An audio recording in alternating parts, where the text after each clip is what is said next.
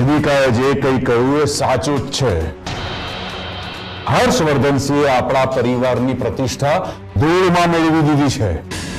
છતાં તમે હર્ષવર્ધનસિંહને કંઈ કહેવાના બદલે વેદિકાને કહી રહ્યા છો. દિગ્વિજય, હર્ષવર્ધનસિંહ આવશે એટલે બધા જ પ્રશ્નોના જવાબ અમે એમની પાસેથી માંગીશું. એ તો તમે માગશો જ. અમને પૂરેપૂરો વિશ્વાસ છે. પાણી આવી ગયા પછી પાળ બાંધવાનો શો અર્થ બા? હર્ષવર્ધનસિંહ અમદાવાદ જતા હતા ને ત્યારથી જ અમને શંકા હતી અને એટલે અમે અમારી રીતે તપાસ પણ કરાવડાવી હતી. એકચ્યુઅલી અમે એ જ વખતે તમને વાત પણ કરવાના હતા,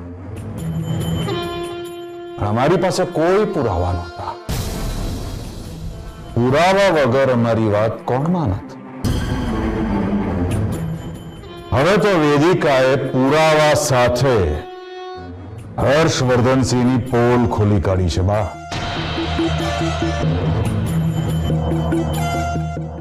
ને યાદ છે તમને તે દિવસે રાત્રે તમે વેદિકાને ન બોલવાનું બોલી ગયા હતા. વેદિકા સાચા હતા છતાં હવે કેમ ચૂપ છો? તમારા સત્યવાદી પતિદેવના પરાક્રમ જોઈને બોલતી બંધ થઈ ગઈ તમારી. હા, અમારા ગુરુજી કહે છે જે લોકો પરજીવને દુઃખ પહોંચાડે છે ને ઈશ્વર ક્યારેય માફ નથી કરતો, ક્યારેય નહીં.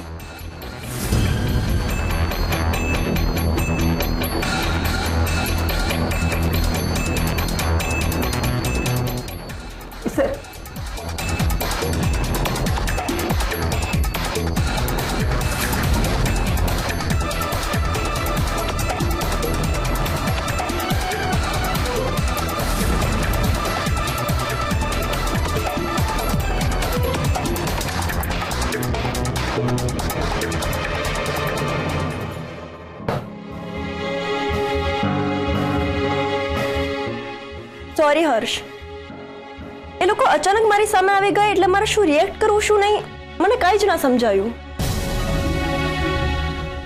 આઈ નો ટ્રેનિંગ વખતે આપણને શીખવાડવામાં આવે છે કે પાર્ટનરની ફેમિલીને જાણ થાય એટલે શું કરવું શું નહીં, પણ હું એ વખતે બ્લેન્ક થઈ ગઈ હતી.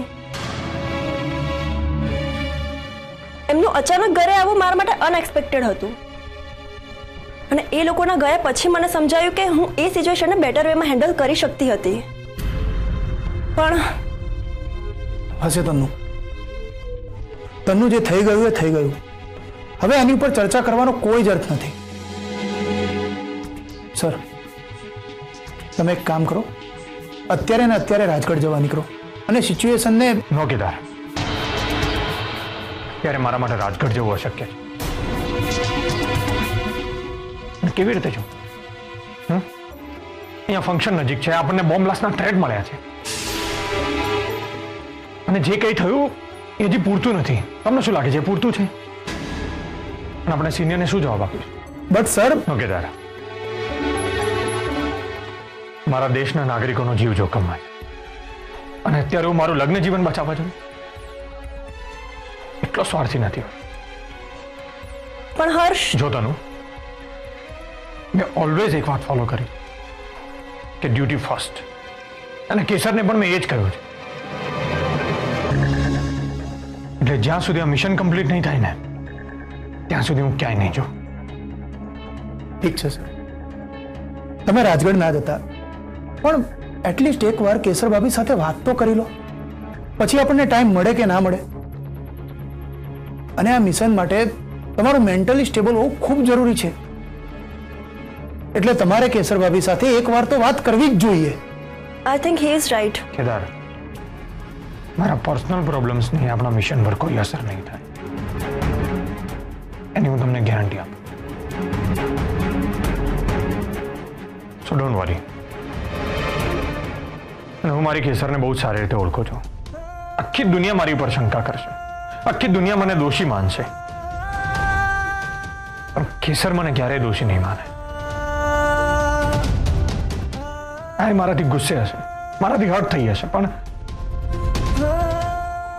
મનના ખૂણામાં એને એક અતૂટ વિશ્વાસ હશે કે એના ફોજદાર એને કેટલો પ્રેમ કરે.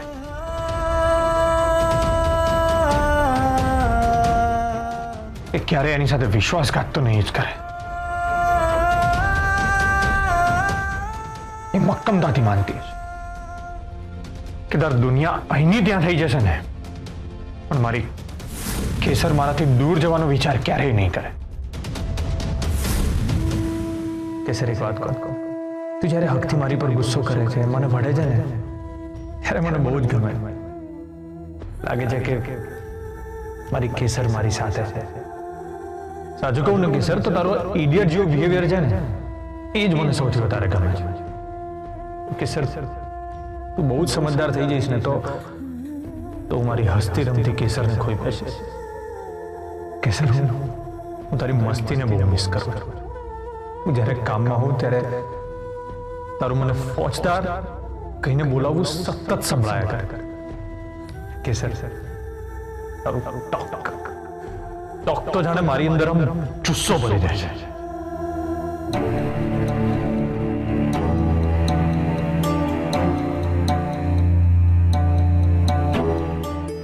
ભાભી, હા, હું શું સાંભળું છું? ભગવાન પણ મને અહીંયા આવીને કહે ને તો હું આ વાતનો વિશ્વાસ ના કરત.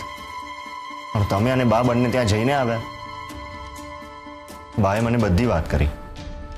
હર્ષભાઈ આપણને અંધારામાં રાખીને ત્યાં બીજા લગ્ન, અરે આપણને એવું કહીને ગયા હતા કે અમદાવાદ નહેરનું કામ કરવા જાય છે, અને ત્યાં જઈને અમને તો ભાઈ કહેતા પણ શરમ આવે છે. પણ ભાભી, તમે ભાંગી ના પડશો. અમે બધા તમારી સાથે છીએ.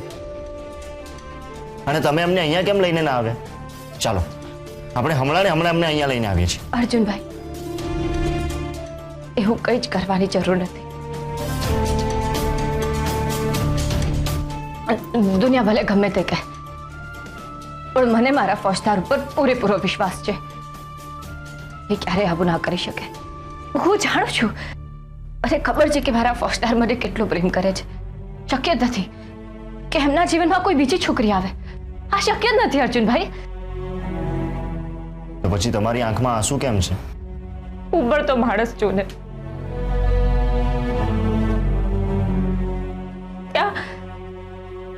એ વખતે જે જોયું એ જ સાચું લાગ્યું.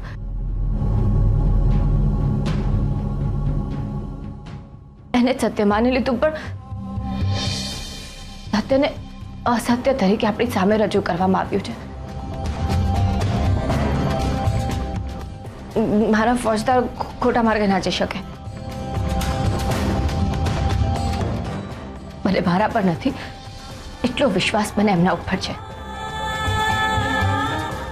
એ મારી સાથે ક્યારેય વિશ્વાસઘાત ના કરી શકે, ક્યારેય નહીં.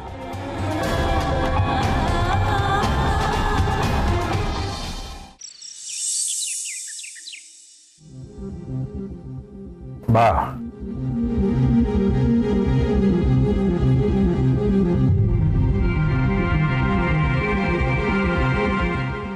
તમને નથી લાગતું કે આ બધું થોડું વધારે પડતું થઈ રહ્યું છે? કોના વિશે વાત કરી રહ્યા છો તમે? હર્ષવર્ધનસિંહ વિશે બા. તમને ફરી એકવાર યાદ કરાવવું છે બા, કે અમે તમને જેટલું માન આપીએ છીએ ને, એટલું તમારા બીજા બંને દીકરાઓ તમને માન નથી આપતા. આ બધી વાત કરવાનો અત્યારે શું અર્થ છે? અર્થ છે બા, છે. તમે હંમેશા હર્ષવર્ધનસિંહનો પક્ષ લો છો. આજે તમને ખબર છે કે હર્ષવર્ધનસિંહે ખોટું કર્યું છે, તો પણ તમે ચૂપ છો બા. એમના વિશે કંઈ જ બોલતા નથી.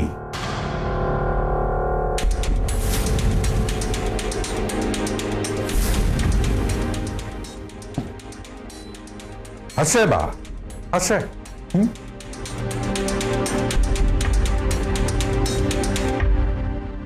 હર્ષવર્ધનસિંહ તમને વધારે પડતા જ વહાલા છે, લાડકા છે. બાકી એમના જ શબ્દોમાં કહું બા, તો સત્ય હંમેશા બહાર આવીને જ રહે છે.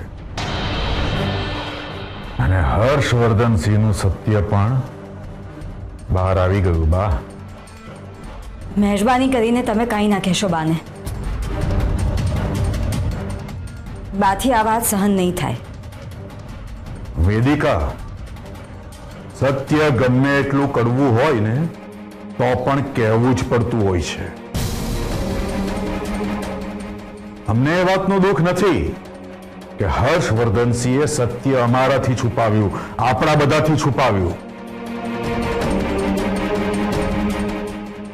ને દુઃખ એ વાતનું છે કે હર્ષવર્ધનસિંહે સત્ય અમારા બાથી છુપાવ્યું.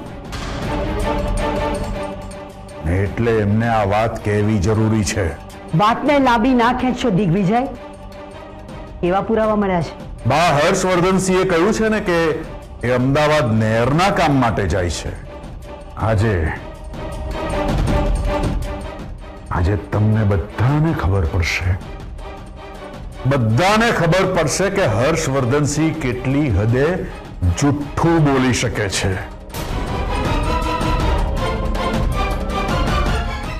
સૌથી પહેલા હર્ષવર્ધનસિંહ અમદાવાદ નહેરના કામ માટે જાય છે એ નાટક છે, માત્ર નાટક. બીજું, હર્ષવર્ધનસિંહે નહેરની એક પણ ફાઇલને હાથ સુદ્ધા નથી અડાડ્યો. ત્રીજું, હર્ષવર્ધનસિંહને ઇરિગેશન ડિપાર્ટમેન્ટમાં કોઈ ઓળખતું જ નથી. એનો મતલબ એ કે હર્ષવર્ધનસિંહ ત્યાં ક્યારેય ગયા જ નથી. એ તો આપણને મૂર્ખ બનાવતા હતા, મૂર્ખ. અને ચોથું, સૌથી અગત્યનું,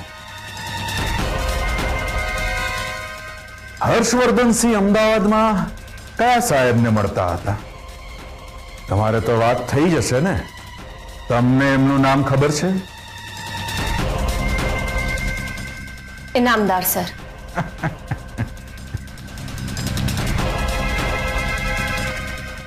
ઇનામદાર સાહેબ. બાને અમદાવાદ તપાસ કરાવડાવી હતી. ત્યાં ઓફિસમાં ઇનામદાર સાહેબની કોઈ વ્યક્તિ અસ્તિત્વમાં જ નથી.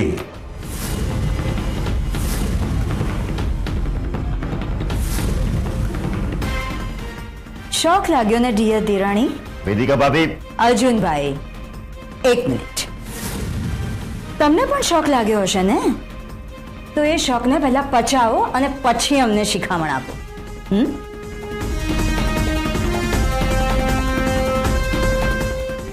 શું કહેતા હતા તમે? હર્ષવર્ધનભાઈ અલગ પર્સનાલિટી છે. એ નહેરના કામ માટે અમદાવાદ મોટા મોટા માણસોને મળવા માટે ગયા છે.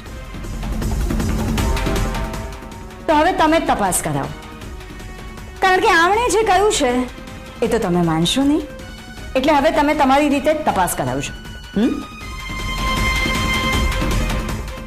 બસ વેદિકા બહુ, અમને ખબર છે કે તમે કોઈને સાંત્વના નહીં આપો, પણ કોઈના દુઃખમાં વધારો તો ના કરો. અચ્છા, એટલે હર્ષવર્ધનભાઈએ અમને દુઃખ આપ્યું એનું કાંઈ નહીં, અને અમારા બોલેલા શબ્દો અમને દુઃખ આપે છે. બા, તમે પણ છે ને? બા, હું ડ્યુટી પર જાઉં છું. લાઈફમાં પ્રોબ્લેમ્સ તો આવતી જ રહેશે, બટ ડ્યુટી કમ્સ ફર્સ્ટ. અને આ વાત મને ફોજદારે શીખવાડી છે.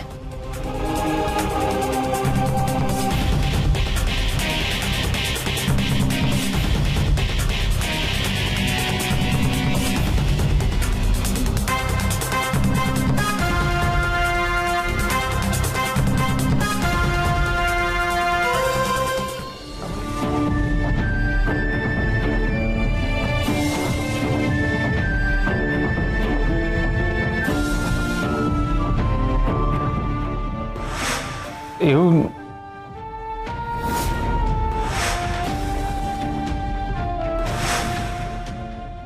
મેંઢણ મેંઢણ તમારા હાથમાં શું કરે છે? મારી ઇનામદાર સાહેબ જોડેની મીટિંગ પૂરી થઈને પછી એમને મને કહ્યું કે તમે મારા ઘરે આવો, મારા ઘરે પૂજા રાખી છે તો પ્રસાદ લઈને જ જજો. તો હું એમના ઘરે ગયો.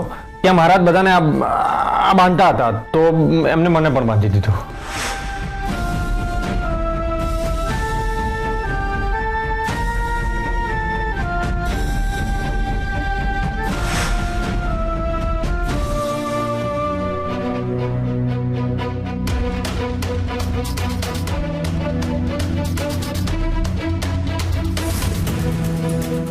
ફોજદાર, આ શું વાગ્યું તમને?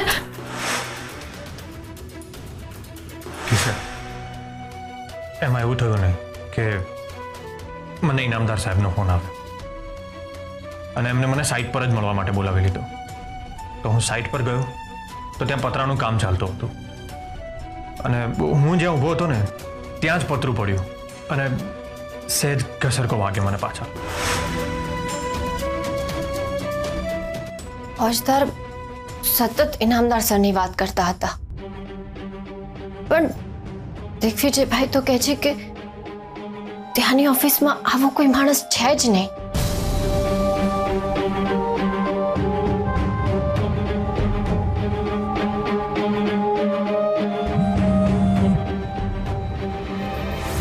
તો હવે આપણે એ એંગલથી વિચારવું પડશે કે આપણો સસ્પેક્ટ ડોક્ટર સમીર નથી તો બીજું કોણ? આપણને જે ઇન્ફોર્મરે ઇન્ફોર્મેશન આપી હતી કે ડૉક્ટર સમીર જ સસ્પેક્ટ છે, એ ઇન્ફોર્મર વિશે નાયક સર સાથે કઈ વાત થઈ? હા થઈ. એમણે કહ્યું કે ઇન્ફોર્મરે જે ખબર આપી હતી એ 100% શ્યોર હતો, એટલે એ પણ કોન્ફિડન્ટ હતા. અને એક થિયરી એવી પણ હતી કે ડોક્ટર સમીર જ સ્લીપર સેલ હોઈ શકે, જે આપણી જ હતી. ઓકે, જો આપણે ઇન્ફોર્મરની થિયરી પ્રમાણે વિચારીએ તો ડૉક્ટર સમીર જ સસ્પેક્ટ છે. પણ ઘણા કેસમાં ગુનેગાર બહુ જ ચાલાક હોય છે. તો બની શકે કે આ કેસમાં પણ આપણી સામે ફેક સસ્પેક્ટ ક્રિએટ કરવામાં આવે. તો મે બી આ કેસમાં પણ ફેક સસ્પેક્ટ ક્રિએટ કરવામાં આવ્યો હોય. 100% સર.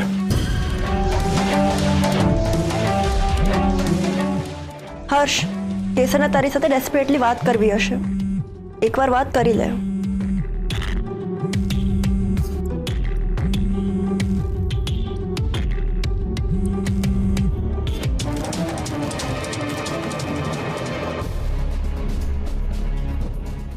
ફોજદાર, એકવાર તો મારી સાથે વાત કરો.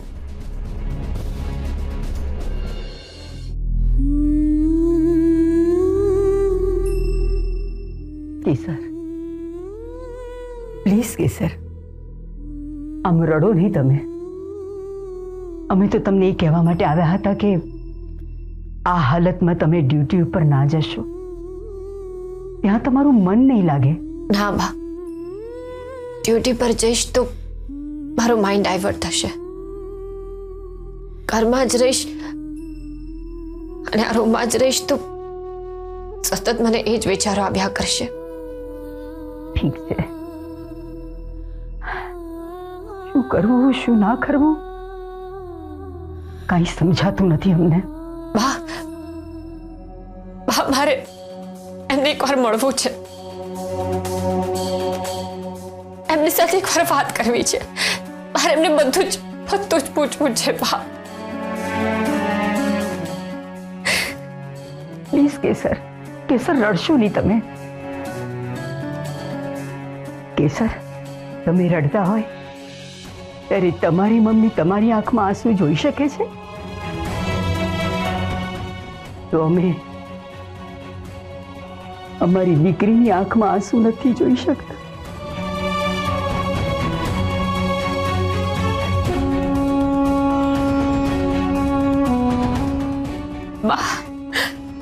જે માણસે અમારી દીકરી સાથે વિશ્વાસઘાત કર્યો છે ને એને અમે ક્યારેય માફ નહીં કરીએ. અને એટલે જ અમે નક્કી કર્યું છે કે હર્ષવર્ધનસિંહના આ ઘર સાથે, આ ઘરના સભ્યો સાથે કોઈ સંબંધ નથી. આ ઘરના દરવાજા એમને માટે હંમેશને માટે બંધ રહેશે.